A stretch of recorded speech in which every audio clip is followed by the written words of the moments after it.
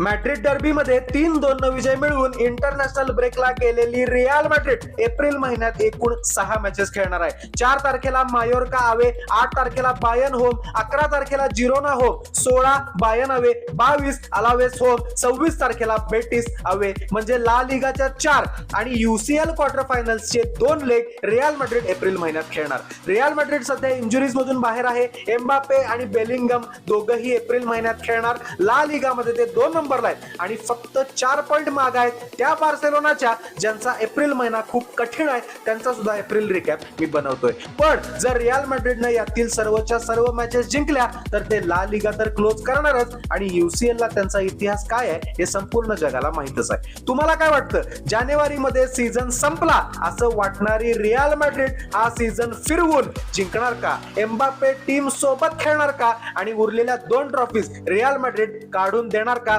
फॅन्सना आनंद मिळणार का? Comment section मध्ये नक्की सांगा. आणि पुढचा एप्रिल रिकॅप कुठल्या क्लबचा बनवू ते पण सांगा. आणि अशा अपडेटसाठी दैनिक फुटबॉलला फॉलो करायला विसरू नका.